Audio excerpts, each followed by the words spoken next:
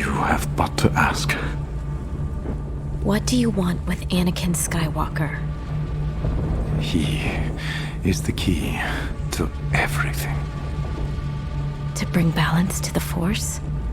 To destroy. He has long been groomed for his role as my master's new apprentice. Welcome back, everyone. It's Charlie. This is going to be my Star Wars Clone Wars Season 7 Episode 10 video. Probably one of the best episodes of Star Wars from any series ever in the history of the franchise. If you're new to my channel, be sure to subscribe to get all the videos. There was a ton of Easter eggs. Obviously, this is overlapping with the events of Revenge of the Sith, so I will explain the timeline. Careful for spoilers. If you have not seen the episode yet, we'll do top 10 WTF and Easter eggs as we go along. Starting with number 10, the title of the episode and the special title cards and intros that they've been doing for the last couple of episodes. They're doing this for the last 4 episodes with those green title cards that they put in front of all the movies.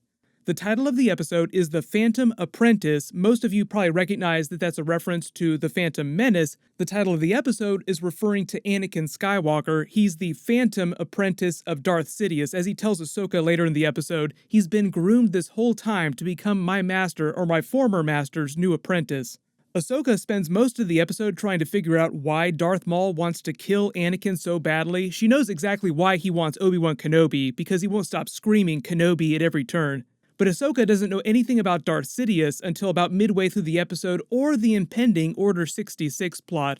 There are a lot of key info dumps during the episode that shake her to her core, and because we're on the eve of Order 66 going down, I'm really happy that Dave Filoni doesn't keep her in the dark on everything. There's still some important details she hasn't quite figured out yet, but for her and all of this in these final episodes, half of this is about what's going on with Anakin Skywalker, and the other half is what's going on with the clone troopers in Order 66, her friends like Rex. They're getting ready to experience all this tragedy from a whole different perspective.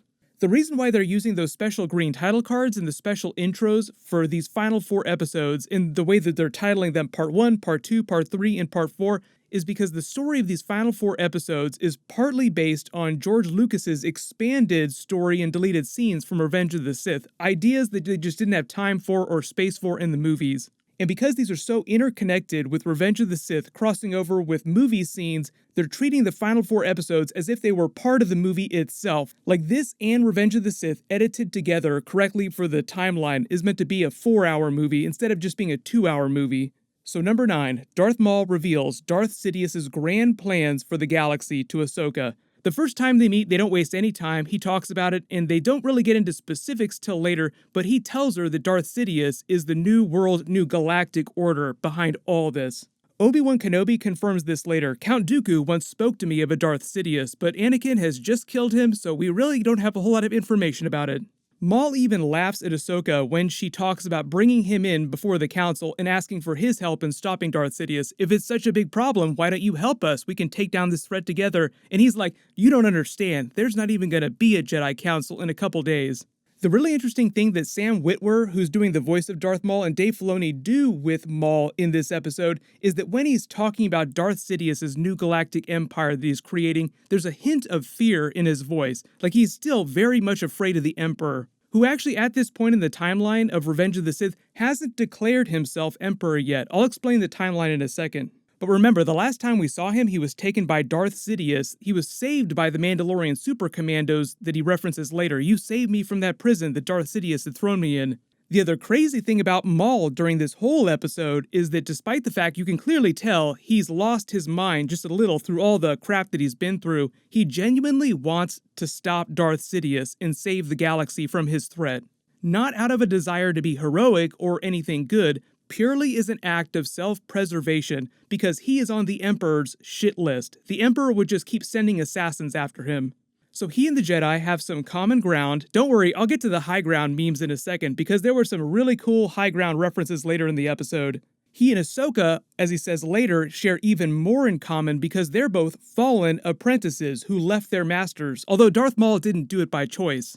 You could tell how bitter he was at being cast aside for Count Dooku, but then he's like, no wait, I realize it now. Dooku was just a pawn too for someone else paving the way for Anakin Skywalker. So number 8, the Revenge of the Sith timeline. The episode did a pretty good job of placing itself in the timeline. Most of you are probably able to figure out where it was based on a couple key scenes where characters talk about what just happened during Revenge of the Sith. As Obi-Wan Kenobi states later, this episode picks up right after Anakin and Obi-Wan had rescued Palpatine from General Grievous's ship in the opening scene of Revenge of the Sith. Anakin has already killed Count Dooku, taking Palpatine's bait. Kill him now. Do it. Now the Jedi Council has just ordered him to spy on Palpatine, all part of Palpatine's grand plan to make Anakin hate and distrust the Council more and more, making the decision to join him on the dark side that much easier. So as of the end of the episode, we have not gotten to the infamous Darth Plagueis the Wise scene at the opera, and Anakin still hasn't learned Palpatine is Darth Sidious. 7. Darth Maul rips all that information on Order 66 from the clone trooper's mind. So before he used his powers to learn the full truth of what's going on, he knew Palpatine had a plan to take over the galaxy, because during Phantom Menace you hear him talking about how it's time for their revenge. Obviously, Revenge of the Sith is when that revenge actually goes down. This scene, though, is more about Maul getting the exact details and the timing of it all. Like, it's happening right now. Literally the next couple of days. Shit is going down. That's why right after this moment, he Skypes the rest of the crime syndicate, telling them to vanish themselves for a hot minute till everything blows over and the Emperor's dirty work is done. Number 6. The Republic and Bo-Katan's forces retake Mandalore from Darth Maul. So this isn't the end of it, but the Mandalorians' real goal here is to just get their planet back. They're not really involved in the Clone Wars at the moment, but we'll see how that changes. Because there's also a lot of this history that they reference during The Mandalorian Season 1, the live-action series. During Episode 8 of that series, Moff Gideon references his history in the Imperial Security Bureau in the Mandalorian sector, and the Great Purge that the Mandalorians reference on that series is not the same thing as Order 66. It's a completely different event, but one that had a very similar effect. So while most of the attention of the animated series is building to Order 66, which probably happens in the finale, I'm hoping that they also reference the Mandalorian's Great Purge somehow foreshadow that. So early prediction on how that goes down. The Emperor, after purging the Jedi Order, tries to compel the Mandalorians and Bo-Katan to join the Empire. When they refuse, he probably orders them to be purged as well, and all their assets and resources seized. That's how the Empire got their hands on all that Beskar we saw during The Mandalorian Episode 3. They stole it from Mandalore when they purged the Mandalorians. So number 5, Darth Maul and the Syndicate. The cool Shadows of the Empire Easter egg a lot of you probably noticed was the Falleen here on the left. He looks just like Prince Zizur. And based on the timeline, it is possible that this is Prince Zizur, but I think that he's a little bit younger at this point in the timeline, because he didn't die till 3 years after A New Hope. That's way later in the timeline from when this moment is happening, and he's not that old during Shadows of the Empire. So this might just be another Falleen. But the criminal empire that they run is called Black Sun. The one that Darth Maul runs is called Crimson Dawn. There are many different crime syndicates, but at this point in the timeline, Darth Maul has managed to pool all their resources and combine them in a loose alliance, sort of separate from what's going on between the Separatists and the Republic and the Clone Wars. So all the crime syndicates are really just trying to play both sides for profit during this war, which, as Darth Maul says, is getting ready to end really fast, so they're all going to be put on the Emperor's hit list, so that's why they all need to just disappear for a little while. 4. The Final Battle of Mandalore. Darth Maul gives a really good motivational speech to those super commandos. He gives them a really compelling argument during the episode, basically promising them an honorable death in battle, which is all the Mandalorians really care about. Freedom and a glorious death were the opponents, which Bo-Katan and her offshoot of the Death Watch Mandalorians are happy to oblige. So I love the way that Dave Filoni edited the big final battle with Ahsoka and Darth Maul's fight scenes, jumping back and forth between the different fight scenes. Number 3, Ahsoka versus Darth Maul, Round 1. You probably noticed the really big Empire Strikes Back reference here in their first big fight scene where he says, "Join me and we can defeat Darth Sidious." It's obviously a reference to Darth Vader and Luke Skywalker during Empire Strikes Back where he says, "Join me and we can defeat the Emperor." He tries to appeal to her by saying that they share a lot in common. We were both cast aside by our masters, even though it's technically not true in her case. Anakin didn't want her to go. She left the Jedi Order by choice. Darth Maul, as he says a couple times during the episode, was cast aside by his master. Ahsoka also makes a really clever Anakin Skywalker Revenge of the Sith reference where she tells him your visions are flawed when he starts talking about how Anakin is going to be responsible for destroying the Jedi.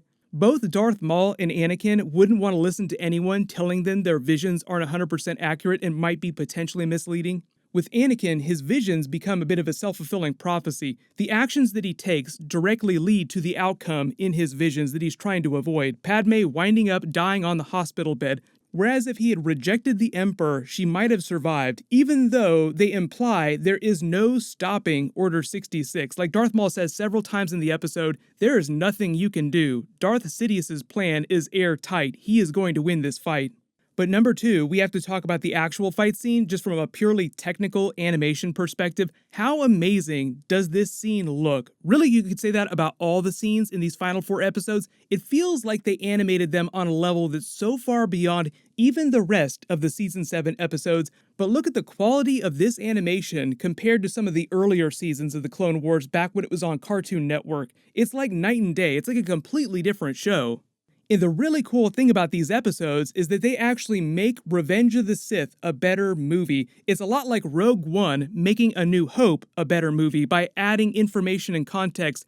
So number 1, round 2 on the catwalk. You probably noticed the Return of the Jedi Easter eggs here and the high ground reference. When Darth Maul says, "one last chance," it's a reference to Darth Vader fighting Luke Skywalker on the catwalks in the Death Star, saying if you can't be turned, then you'll be killed. They even break that support beam just like Darth Vader destroys the catwalk, except it's a big high ground twist. So Ahsoka gains the upper hand, even though she doesn't say that, she doesn't do the Obi-Wan meme, but it ends very similarly with him yelling at her, "Let me die, I hate you so much," and then they suppress him, take him into custody. But remember, this is all before the Darth Plagueis the Wise memes and Palpatine revealing himself to Anakin, so that'll probably be addressed in next week's episode. There's still 2 more episodes, so my assumption is that the finale is going to be Order 66, and the events immediately after Revenge of the Sith as a sort of epilogue to explain what happens to Ahsoka next, and then Obi-Wan Kenobi with Luke and Leia. But if you spotted any big Easter eggs in the episode that I didn't mention in the video, just write them below in the comments. And what'll happen is my episode 11 video will just post next week. Everyone click here for my Mandalorian Season 2 teaser trailer and Season 3 details, and click here for my brand new Avatar: The Last Airbender Netflix video. Thank you so much for watching, everyone stay safe, I'll see you guys tonight.